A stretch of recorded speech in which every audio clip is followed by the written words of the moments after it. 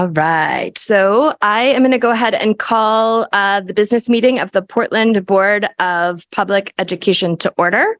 It is Tuesday, September 5th, 2023, the night before the first day of school. We are meeting in a hybrid format with some of us here at Casco Bay High School and some online via Zoom.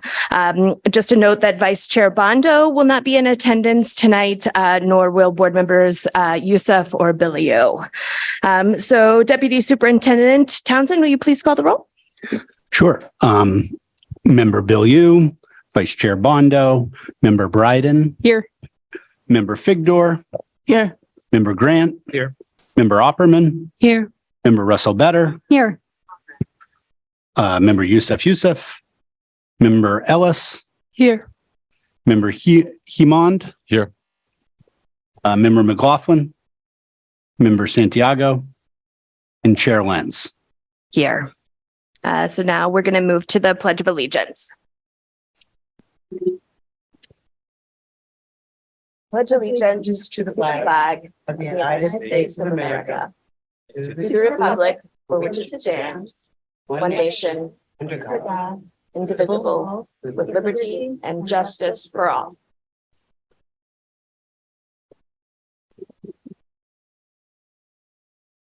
Portland Public Schools recognizes the original inhabitants of the land on which our city and schools stand.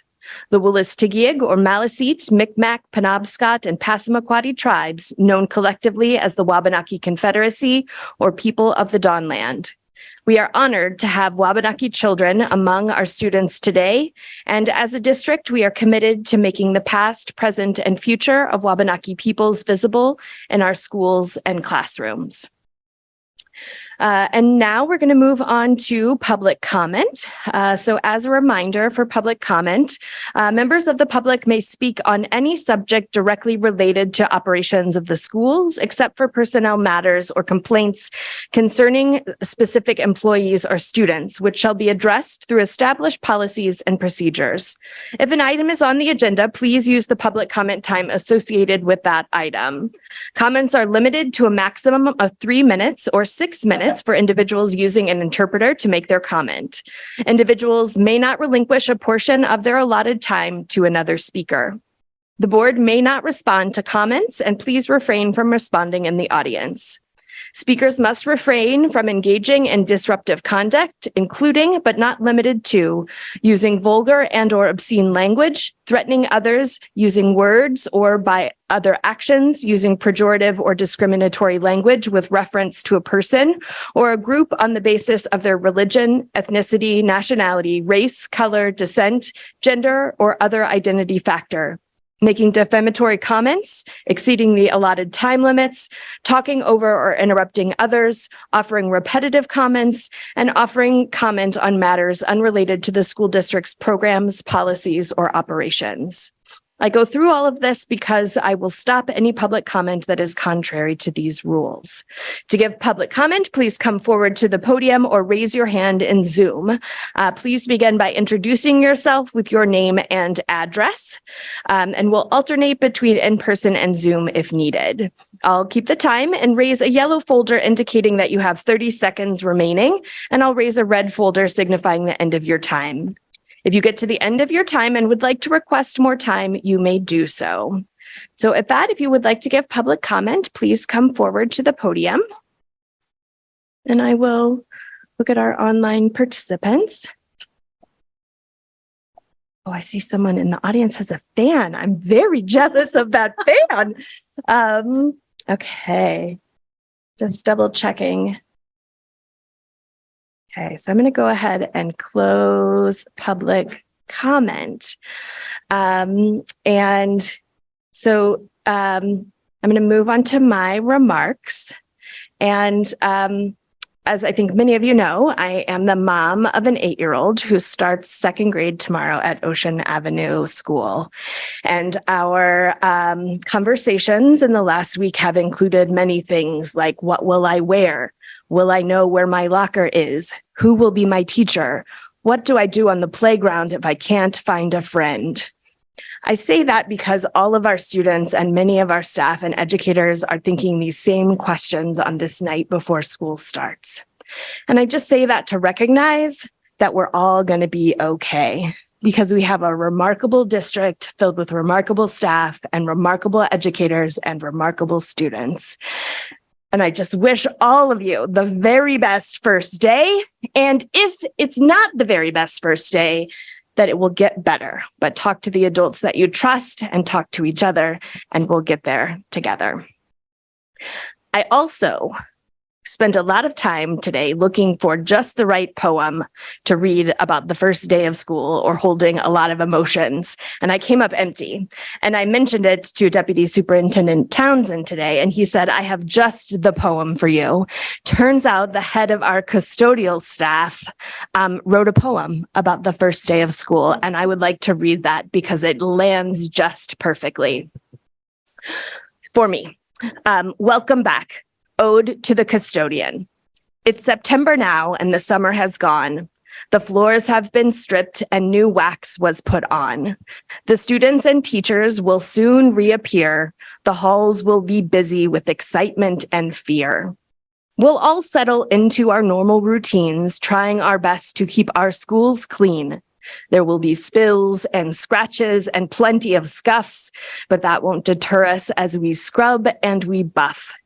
Students are many, custodians are few, but we have the advantage as we know what to do to keep our schools safe and to make the floors shine.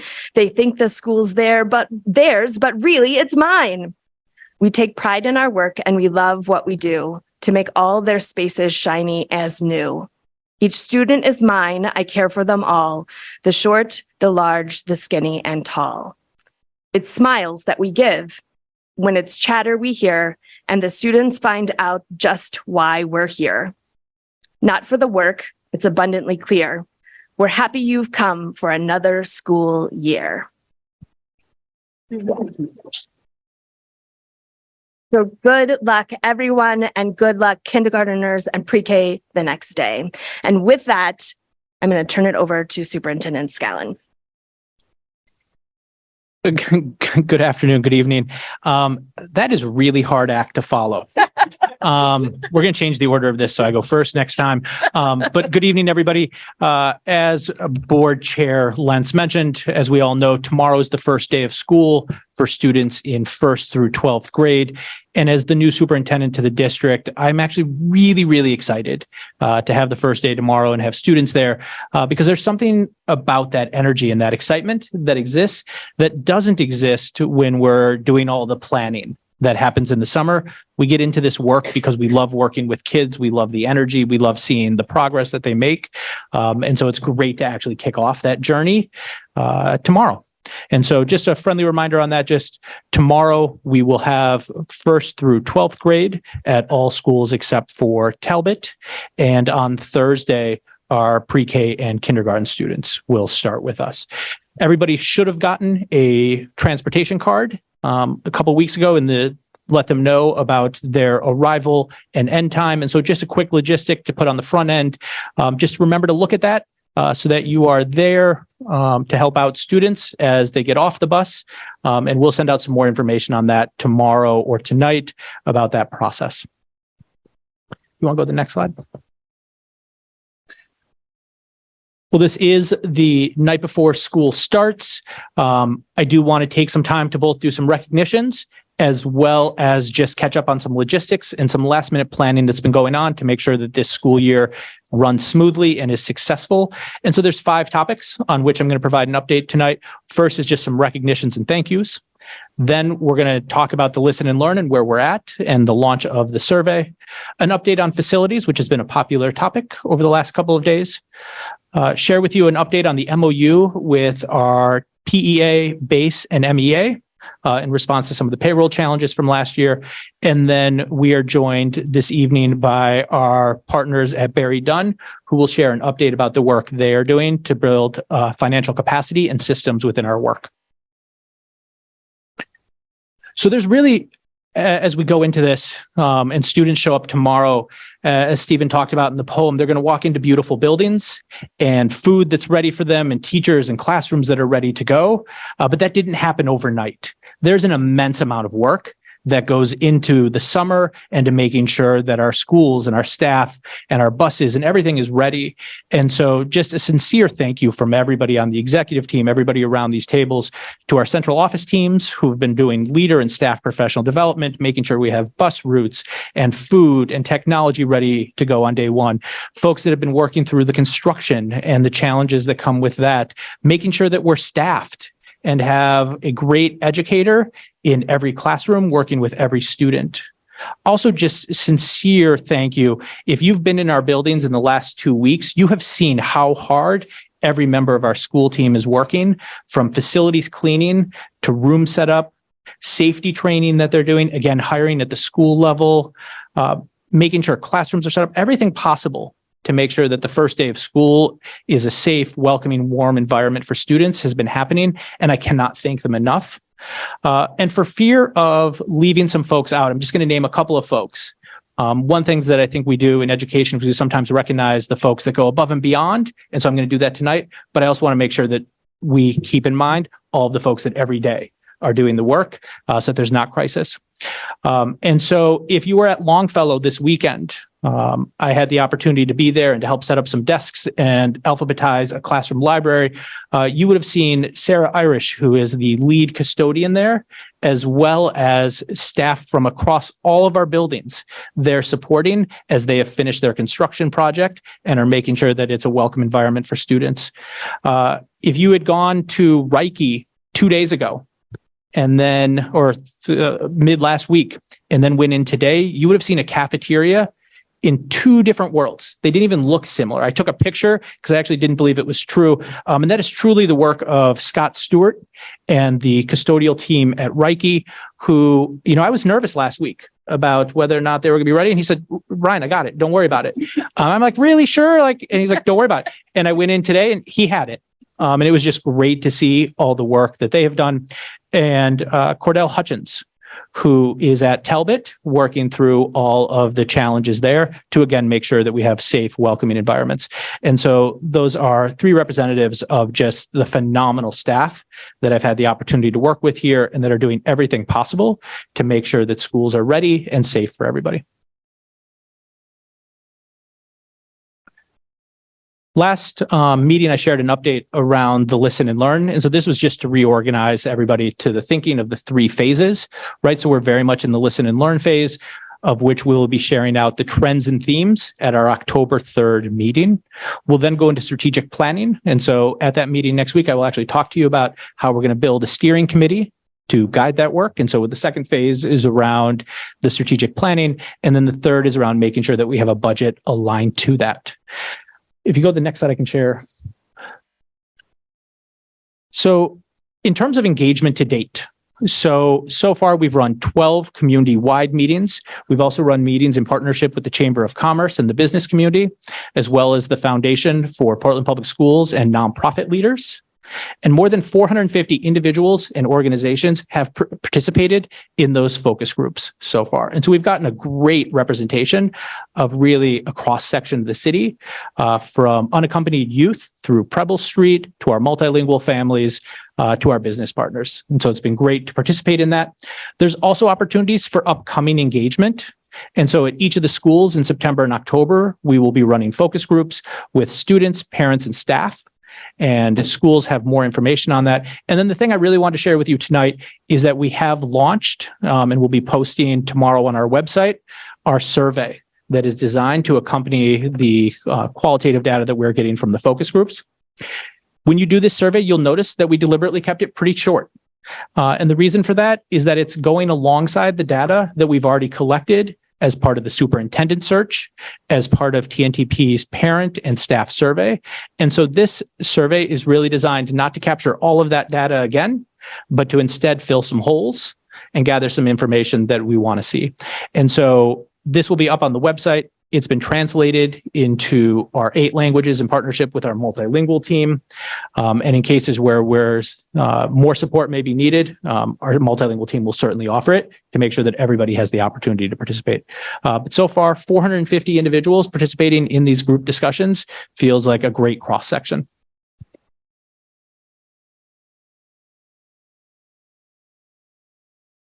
Next. I'm looking at the wrong slide.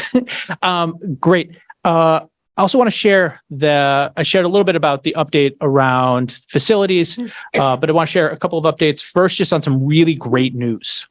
So Presumpscot, Longfellow, and Reiki are going to be open with really beautiful buildings tomorrow. And so Longfellow, as I shared, is just finishing up their project now. And so we look forward to having a ribbon cutting in October or mid-fall. Presumpscot finished this summer. And so we'll have a ribbon cutting early this fall. And then Reiki will not actually be finished, but finish their next phase of work. And so their final project finishes sometime this winter. As a reminder, this is part of the larger bond project that went out to support 4 schools, and the 4th school that's been done now for, I think, 2 years is Lyseth. And so they're there. And so great news. Again, I encourage board members, I encourage the community to really stop in and look at those buildings. They are beautiful and great spaces for our students. And while we have things to celebrate, we've also had some challenges. And so I want to share just an update on where we're at with Talbot. So what you can see up here on the screen, I won't read through all of it, is that mold was identified on Wednesday, August 16th by a staff member who was visiting the school and in a space identified some mold.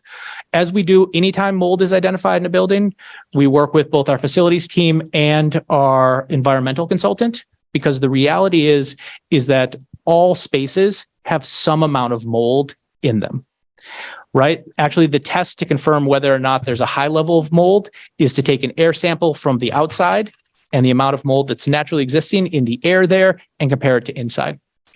And so when we brought in our environmental consultant, they came in and did walkthroughs on both the 18th and 22nd, and they identified that there was a high level of mold in the building and throughout the building, and that it required work. And so at that point, we contracted with not just 1, but 2 environmental cleaning companies, and not just 1, but 2 labs, because we had committed that we were going to welcome students back when the facilities were safe. And that meant both clean and that air testing had confirmed that they were safe and available for opening. When we originally communicated that to the community, we communicated that it was likely that we were going to be able to start school on time. And that was our intention. When we started to get air test results back after they had cleaned a space, somewhere around a quarter of the tests came back that they failed the first time, which required more cleaning. And so I'm glad that we had that thorough approach of making sure that we not only cleaned, but that we tested to confirm that it was safe. And so the testing rate was not an example of failing per se, but really making sure that our process was strong and thorough and ensuring safe space for students. But long story short, it made the process take longer than we'd originally anticipated. And following our commitment of making sure that nobody was in the building until it was declared safe, we communicated to families last week that there would be a delayed start at Talbot because we could not get environmental tests back in time to know that it would be safe for staff to be in the building today. At this time, we are on track. And I'm pretty confident that we will have staff in the building on Thursday able to set up their rooms, and we will have students safely back in the building on Friday.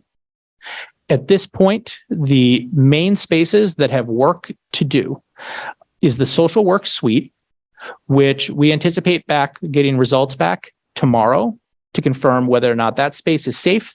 Even if it is not, we are able to isolate that space. The second space is the gym. We anticipate that work in the gym will continue next week and that students and staff will not have access to it at the beginning of the year. We have moved or will move at least one more outdoor tent over to the space so that students can do gym or other activities outside to also have the opportunity to move around. The third space is the community library. Books themselves are beacons for mold, and it's a complex space to clean.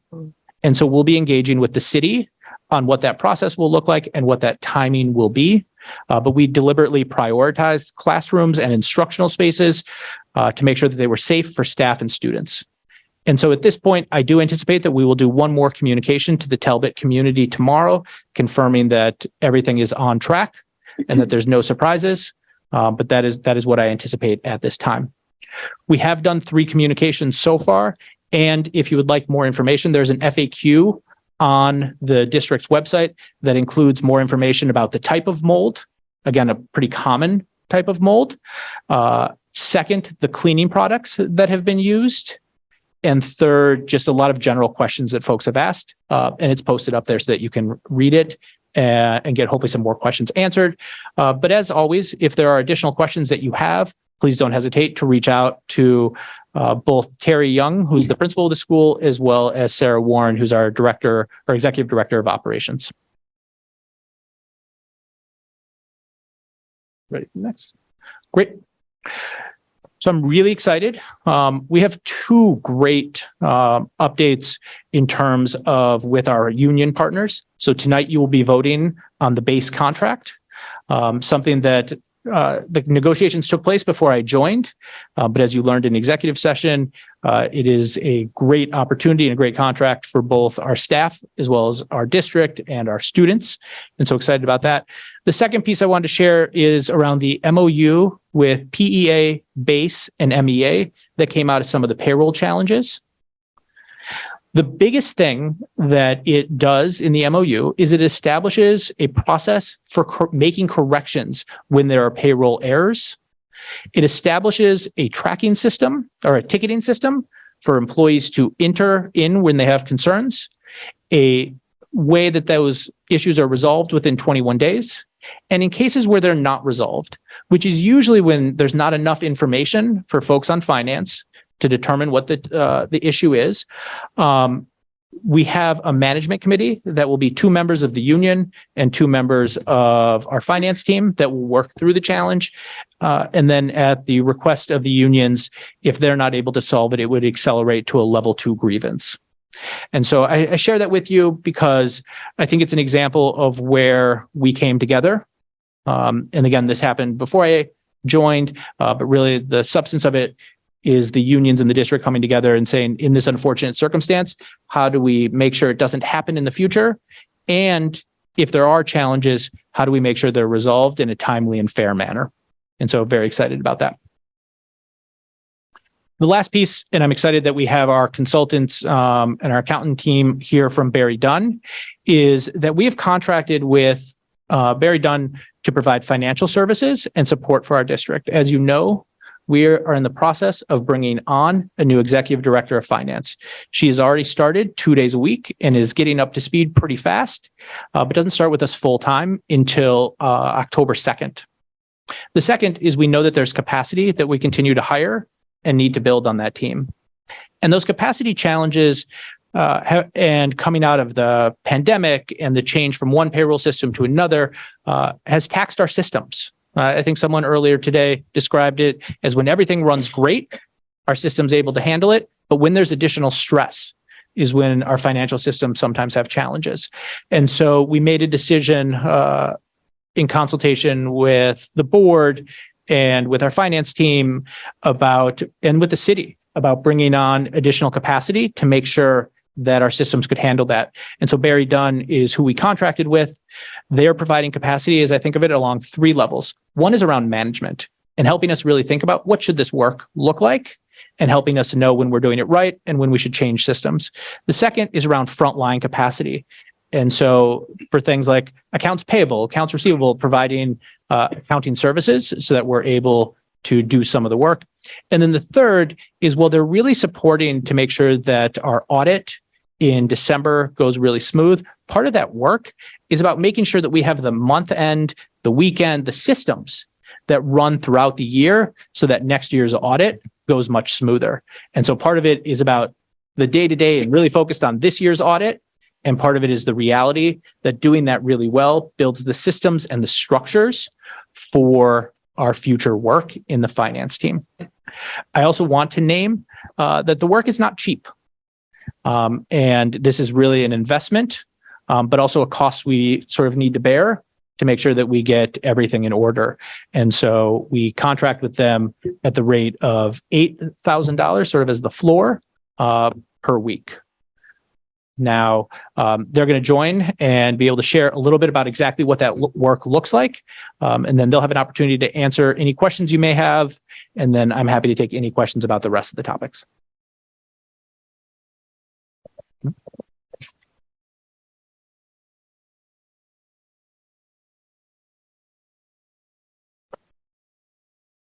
Good evening, folks in the crowd and also online. It's great to see all of you.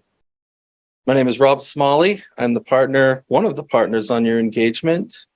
I'm happy to be here with Katie Balukas, who sort of runs the day-to-day, manages and supervises the project. We've got a quick slide deck that we'd love to cover with you folks. If you slip to the next slide, I'll talk about the intro. Can you hear me okay, Ryan? Okay. Yeah, actually, if you would get a little bit closer to the microphone, just so we get the audio at home. I know.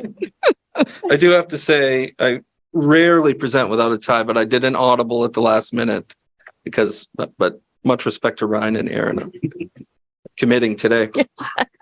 We're going to do a quick introduction. You've gotten to know me a little bit, but we've got a bunch of teammates that are committed to helping you folks through the challenges that the finance and accounting folks are facing. We'll talk about our project overview and the timeline, and then give you folks plenty of time to ask questions on, sort of what we're doing and where we're at. Switch to the next one.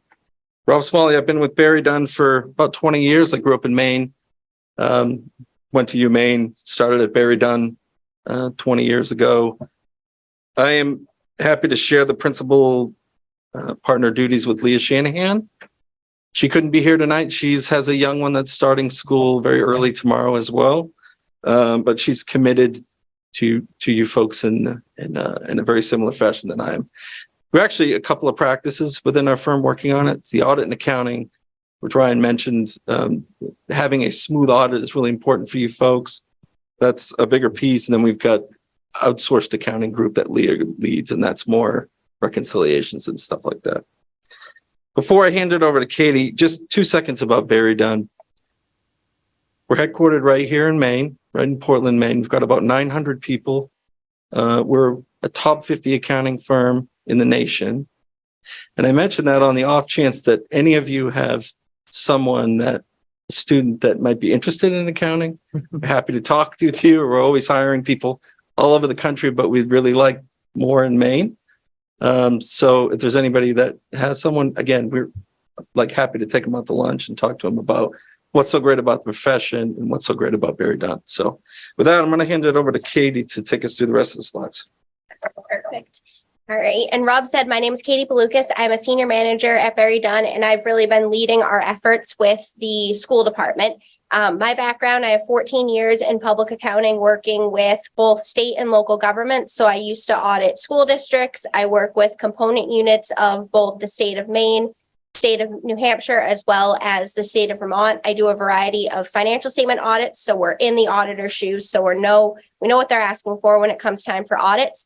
But then I do a variety of consulting services where doing audit readiness, helping get ready for an audit, as well as internal control reviews, operational assessments. Alan Goodwin, who's not with us, he's a manager in our group. He has very similar experience, 13 years auditing local government. So all of his clients prior to coming to Barry Dunn were school departments, cities, and towns. And he did actually work on the city of Portland audit few years back when he worked at another firm. So he has a lot of experience working with the city itself. And then couple other team members. So Ray is really our individual that's on site the most. So he's on site every Tuesday and Wednesday, working with the team. So he's a retired CFO that worked for Department of Health and Human Services, as well as a CAP agency in Maine before coming to Barry Dunn. And then we have 3 other senior and staff accountants that are really working with all of the account reconciliations and getting to know the members of the finance team. So on the next slide, moving into really our project overview. So as Ryan had mentioned, we've been brought on to really help get ready for the audit, but then also provide tools so your team can carry on without us. So that way, as you move into this new fiscal year, you'll have everything cleaned up from fiscal year 23, and you'll be able to, under Helene's leadership, really move into fiscal year 24 with a clear, this is what we do every month, this is what we do every quarter, and then moving into next year's audit will move smoothly. So our work can really be divided into 4 phases. So our project planning was really where we spent the bulk of our time in July and the beginning of August, just getting to know the school department. We wanted to understand what the capacity was within the finance team, where they were in terms of the account reconciliations, any type of catch up that needed to be done, and really just gain an understanding of processes that were in place or not in place. Phase 2 is really where we're at right now. So that's the accounting assistance and reconciliation preparation. So we're really right in the weeds with your team. There's certain areas that we're working collaboratively with your team. And then there's other areas that you really don't have the capacity to take on. So those are areas we're completely owning certain reconciliations. At the end of really this work, we'll have a month end and year end checklist that can be used going forward. And we will be identifying who on the team should be responsible for those areas. But then it will also provide clear guidance as to, do you have a capacity issue and where are the holes needed? What type of experience and background is needed for additional people in the finance department itself? Phase 3 is really that pre-audit work. So that's once all the accounts have been reconciled, we're going to do some spot check of audit work, as well as just making sure that it's a clear package that's ready to go to the auditors. And then phase 4 is helping through your audit process, which is scheduled in December. So we'll work closely with Helene to respond to requests of the auditors, as well as requests of the cities to make sure that it goes smoothly throughout. And then on the next slide, this is really our timeline. So we were engaged on July 17th. And then this outlines what we've been working on each week. So like I said, middle of July to middle of August was when we were gaining an understanding of the department itself. And then the weeks of between August 14th and October 31st is really the bulk of our accounting reconciliation work. Our goal is to have all of the numbers reconciled, all of your accounts reconciled by October 31st. So that way we have a couple weeks to really do final checks before things need to go to the auditors. A few key dates is that November 27th, so right after Thanksgiving, is when the information is due to the auditors. And then they're coming on site the first week of December. So really, those are our goals in terms of working towards meeting those timelines. We've made a lot of progress in the last couple of weeks in terms of working through audit areas. Like I said, there's areas where working directly with your team members, and then there's other areas where, because of capacity issues, we're completely taking on the task, but we're making sure that we're able to provide clear instructions of how accounts get reconciled. So that way next year or next month, it can be reconciled by somebody on the finance team itself. But really, I mean, throughout the whole process, like I said, we're putting together that month end, quarter end, and year end checklist. So that way there's a clear roadmap as to how to get to that final product, your final closed year each year. So you're not depending on us every year to come in and do the work. We want to make sure your team has the tools to carry on without us in fiscal year 24. And so at this point, we can open up to any questions that the board may have. Yeah, Board Member Upperman. Could you put it back to the 1, 2, 3, 4 phase? I was just having a hard time seeing that, so I finally got it up on your, yeah. Thank you. Thank you. Did you have a question about that slide or Not just yet. wanted to see it further? Okay. Just I'm sorry. checking. Other questions from the board? Yes, Board Member Bryden. Thank you, Chair. Thank you so much for this information. I really appreciate it. My first question, so Superintendent Scallon, I think you mentioned $8,000 a week in terms of a rate. And looking at the Gantt chart slide, I noticed that some weeks looked heavier than others. And I'm curious whether that the cost is the same for each week, or if that's an average over the course of the project, or if that's going to fluctuate based on the intensity of the work. It will fluctuate based on the intensity of the work. Some weeks, it also depends too on staffing level in terms of whether it's reviewing, which is on our end would be higher rates from our employees doing that work versus some of the account reconciliation. So it will vary within that range each week in terms of, but I think 8,000 was really the amount that we agreed that it wouldn't go below. But ultimately, I know in July, the first couple of weeks, we didn't hit that 8,000 mark and we didn't bill the 8,000 because we were really getting geared up. Sure. But that's ultimately, yes, it will fluctuate depending on Yeah. the workload as well as really the skills needed on our team and what the level of those individuals. Sure. Super. That's really helpful. I appreciate it. And then one more quick question. I'm curious if you feel comfortable sort of voicing a gut confidence level in terms of getting to the end of that, Gantt chart, December 31st, audit is amazing.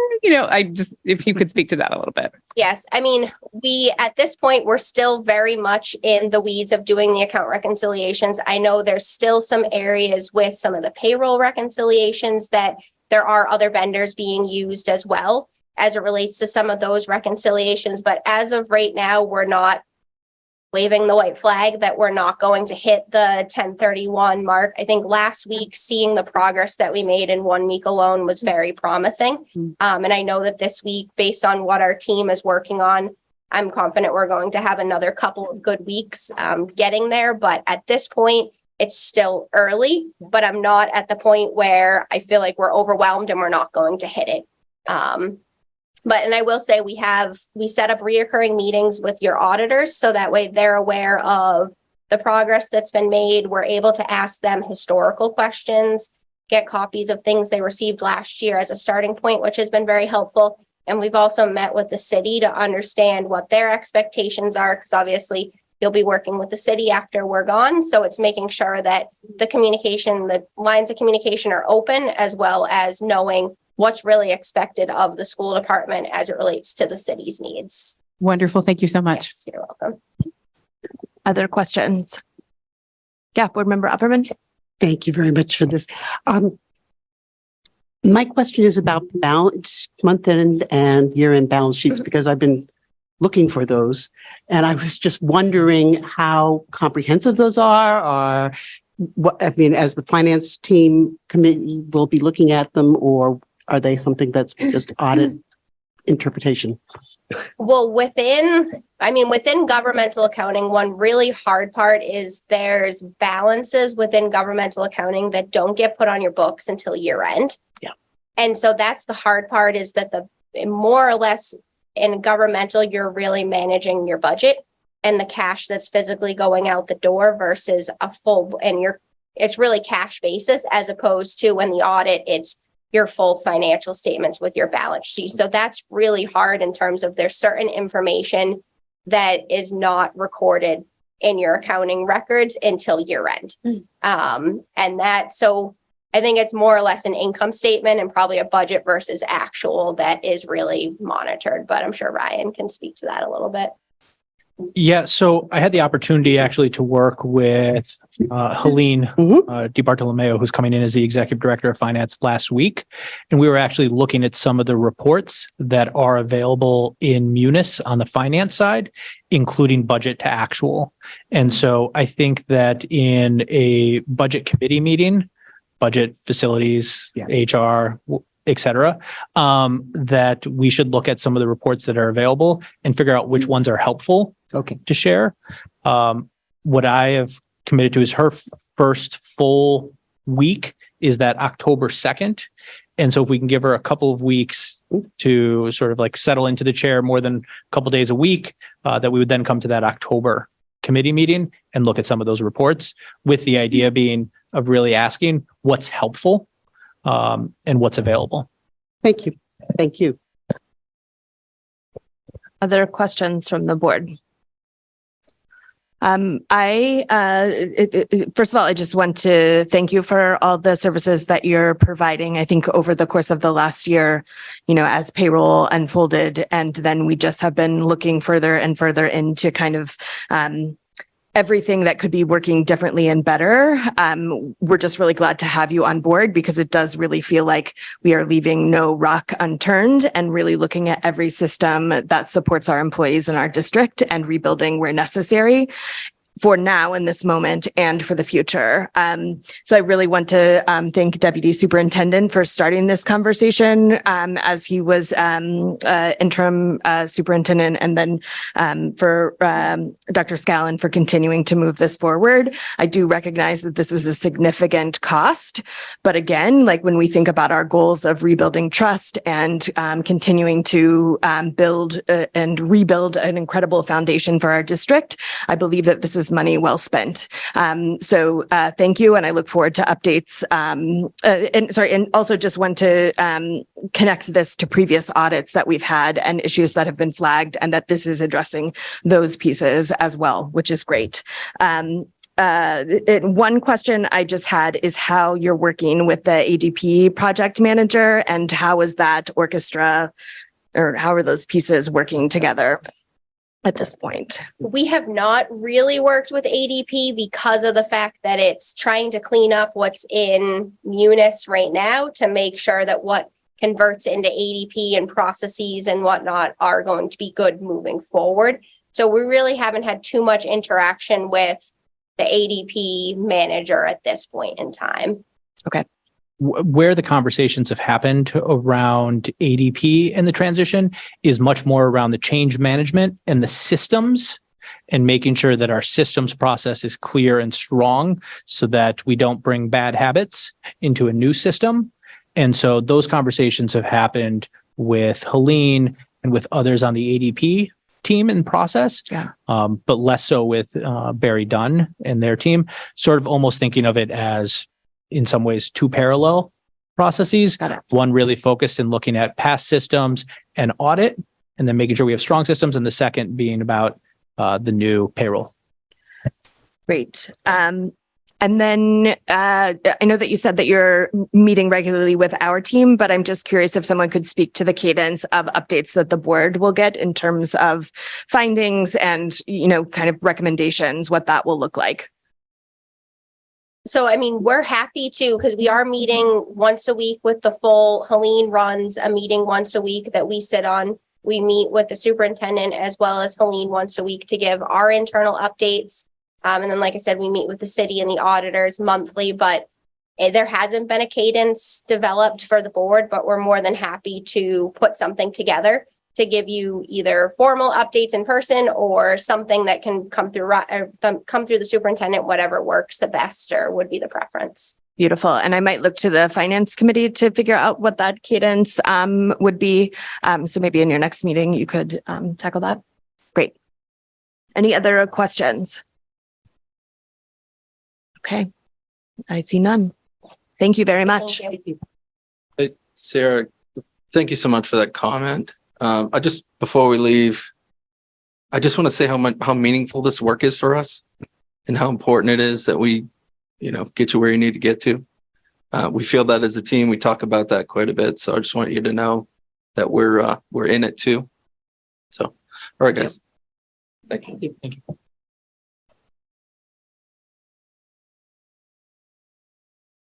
All right. You done? We're good? Okay. Let's see. So now we're going to move on to the report of the secretary, which is the consideration and action to approve the meeting minutes of August 15th, 2023. Are there any corrections to the meeting minutes from August 15th, 2023? All right. Seeing none, the minutes are approved as distributed. And so now we're going to move into new business, which is going to be a first read to approve the changes to policy IJJ, a selection of educational materials. I'm going to look to you, Deputy Superintendent, to speak about this. Great. Good evening, everybody. Happy first day of school eve. Tonight we just have a first read. We did a workshop at our last meeting in August regarding these policies, and the policy committee looked at the proposed changes at their meeting at the end of August and adopted the proposed changes from Meg Rooks. So Meg is with us, our district librarian coordinator, to ensure we had a procedure, kind of stated published procedure in the event that there was a challenge to any of the materials in our collections. So those are in front of us as we reviewed at the prior workshop. The policy committee adopted them kind of unanimously as they were, so didn't feel the need for an additional workshop this evening. There was some discussion during the policy committee meeting about just what form a report might take if there was a challenge, and we followed that procedure and what the report might look like. So Meg has been looking through the American Library Association and other resources as an example of a template that could be used or modified to fit our context, if that were the case. Again, we have not had a formal challenge in this way, so this is kind of preemptive to ensure we have a clear procedure that's transparent, both internally for staff and within our community in case that did happen.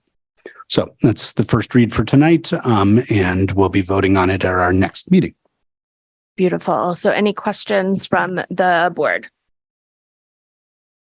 All right. So as Deputy Superintendent said, we'll be voting on that at the next meeting.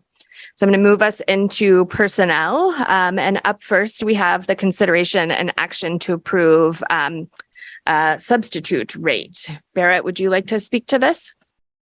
Good evening, everyone. It appears that the last time the board formally and finalized substitute rates was in 2019. Last year, in light of our staffing needs, the superintendent imposed interim rates. And so what we're bringing forward is an ask for you to formalize those interim rates, which you've been provided, for daily rates based on level of degree, whether it's a certified teacher or not, et cetera. And so these would be virtually the same as last year. Great. So do I have a motion to approve this item for substitute rates? Thank you, Board Member Opperman. Do I have a second? Thank you, Board Member Figdor. We don't have public comment on personnel items. Are there any questions from the board? Yes, Board Member Opperman. I noticed the nurse substitute is a new thing, or it's an old thing, or it's the same, or I'd have to go back to affirm how new, but certainly newer. We're not the only one who offers, regionally the only one who offers a nurse substitute, but it is, happen to know, Deputy Superintendent? Well, certainly I'm very familiar with our use of nurse substitutes Right. throughout the course of the pandemic. So it's, we've been using them, significantly, and often frequently retired nurses from our system have stepped up and participated as nurse subs for a while. So both to cover a daily absence or a longer leave or something like that. Oh, yeah, Board Member Figdor. I know when we last looked at this issue as a board in 2019 that we were behind regionally in terms of looking at comparable districts, what we paid our substitutes. And I'm wondering if we have data that regional or comparable district data now, and how we're paying substitutes compared to similar districts. Everyone does it a little bit differently, but I think this keeps us at or ahead, which is where we want to be. Different districts do it a little bit differently, but like Falmouth, their average, depending on is 125 a day. Cape Elizabeth is 140. Saco's 125. Westbrook does theirs kind of based on sub longevity, and so theirs starts at $100 a day and kind of goes up from there depending on if what level of degree you have or if you're a certified teacher. So this keeps us right where we want to be in terms of kind of leading, because it's so essential that we have support staff as needed. Terrific. Thank you so much. I'm glad to see that we're more on the leading edge than behind as we used to be. Great. Board Member Russellbetter. Thank you, Chair. I just had a quick question. and appreciate the breakdown here. I just was wondering, for me to understand the dedicated building substitute, does that include like somebody that's a more of a long-term sub, like versus just coming for the day? Like if they're Yeah. covering someone's leave or something? Great question. So that was something that we started during the pandemic Yeah. for a variety of reasons. And it's something that we got lots of positive feedback about from schools, that they really like knowing they had that person coming in was really helpful and sort of supportive, because it could be, okay, today I need you covering here, tomorrow I need you covering there. It's someone that they can really that principals can really count on. And, you know, they do a little more rigorous hiring for this as well. And a lot of those folks are people that have been welcomed back from last year's dedicated sub pool, though not exclusively. So that's sort of how that works. So that rate is sort of in recognition of like, yep, this is someone who's like committed to like being a part of the staff team. Okay. They were with staff for the large part, you know, today and earlier last week for staff orientation, kind of training within the buildings, all that kind of stuff. So Okay. they're Yeah. temporary staff, but Okay.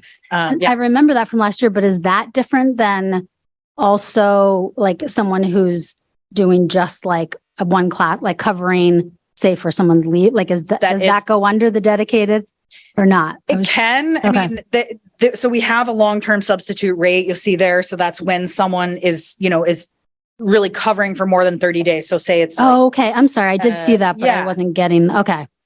That is. so, but it could be that the dedicated sub is the right person to fill in, and, Yeah.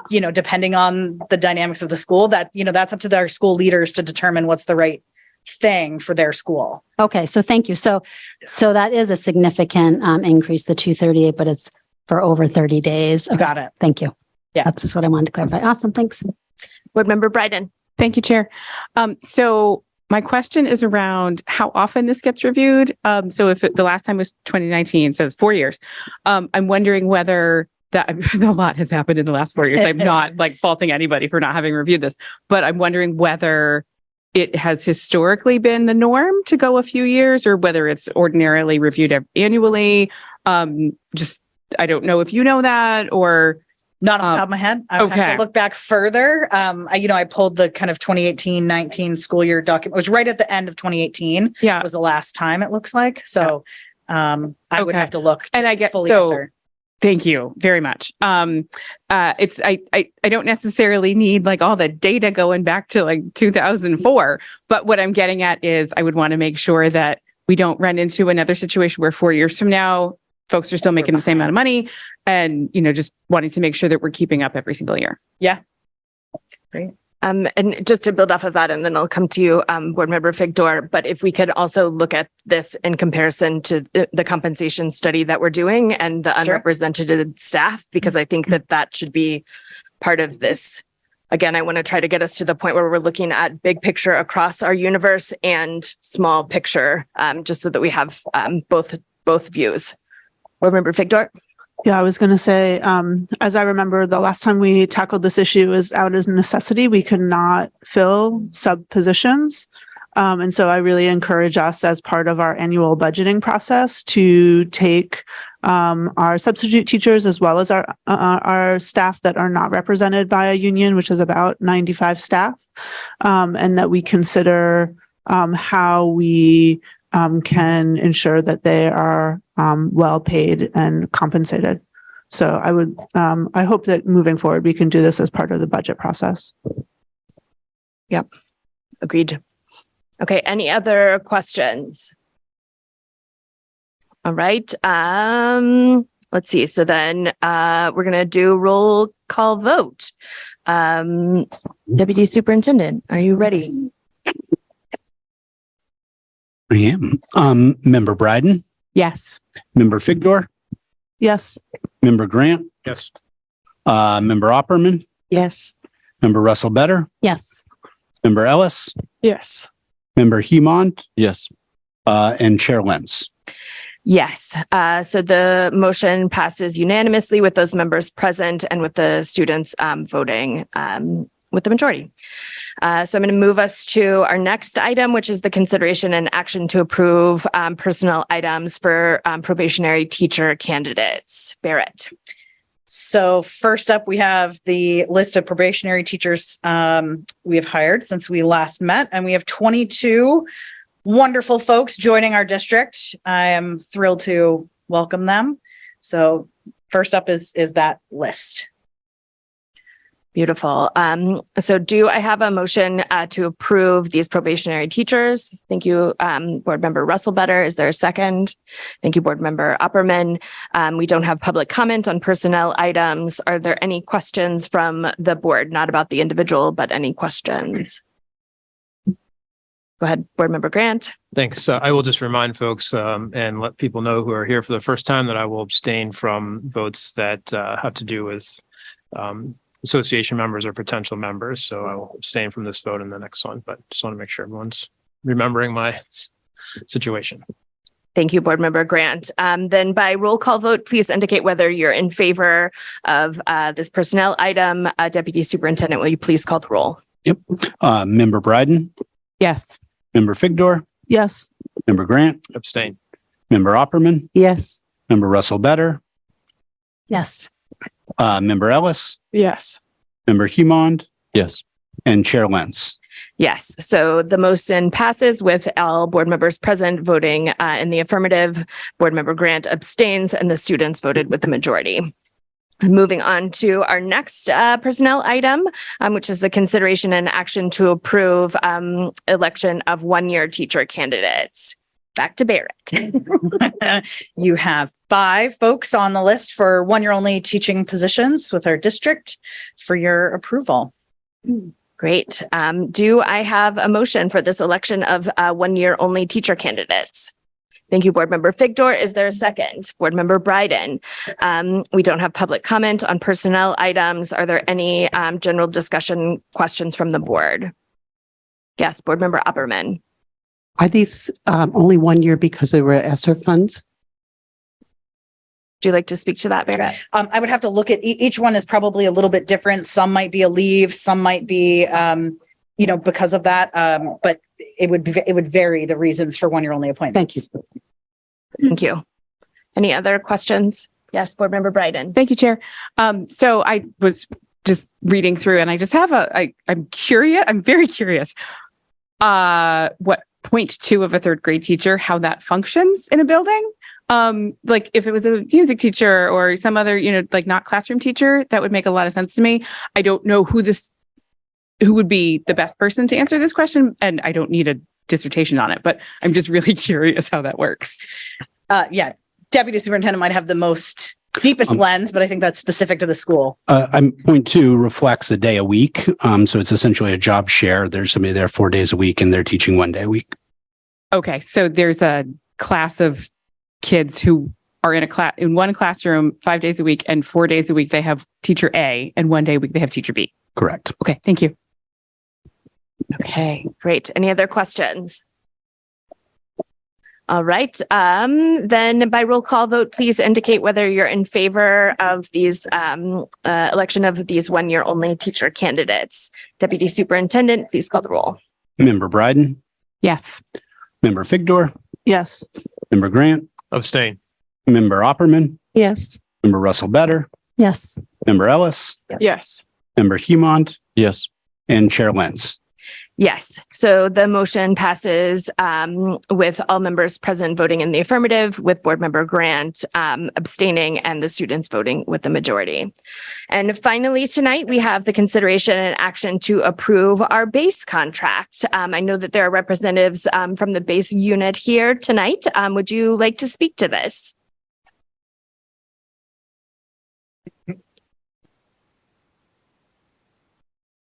This is not my forte, so bear with me. Quite all right.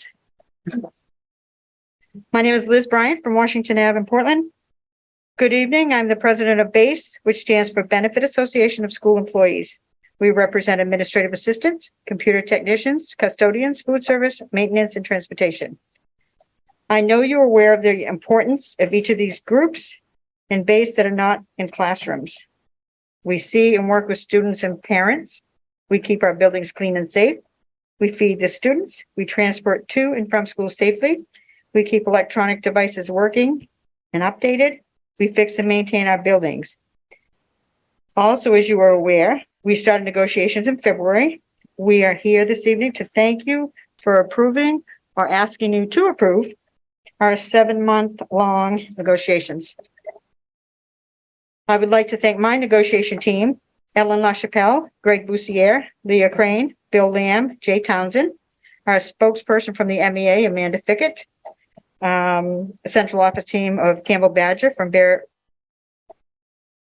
Strong and Winsome, Julie Opperman and Richard Moore. And thank you for all that you do for all of our students and our staff. Thank you. I'm done. Well done, Liz. Thank you.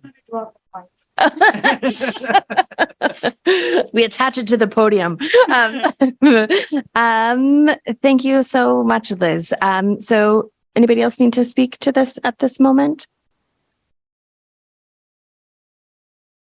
I don't think there's any substantive updates since our session that we had in August going over it. We're certainly happy. We have our head of labor relations as well as our lawyer here, as well as Dr. Opperman and others that were members of the negotiation team, that certainly if there are questions, we're happy to take it. I would just go back to the comments I shared at the beginning, which is our base unit. We're very fortunate to have such dedicated employees that really make sure that our schools run. And in many cases, they are the employees behind the scenes and folks that you don't think about unless something goes wrong. And it's because of their work that we're here and we're opening schools tomorrow in such great position. So if there's questions, we'll certainly take them. Otherwise, we'll give it back to you, Chair. Well said, Dr. Scallon. So I'm going to get the motion to the floor and then we can take questions if needed. But do I have a motion to approve this base contract? Board Member Bryden, a second from Board Member Figdor. We don't take public comment, but are there any questions from the board? Great. Yes, Board Member I just want to Opperman? make a comment Yes, that it was the team from base was gracious, and the people on our team worked very hard to get the details together, and I appreciate working with all of them. Thank you. Thank you. So with that, let's go ahead and take a roll call vote. Please indicate whether you're in favor of approving the base contract. Deputy Superintendent, please call the roll. Member Bryden, Yes. Member Figdor, Yes. Member Grant, Abstain. Member Opperman, Absolutely, yes. Member Russell Better, Yes. Member Ellis, Yes. Member Human, Yes. and Chair Lentz.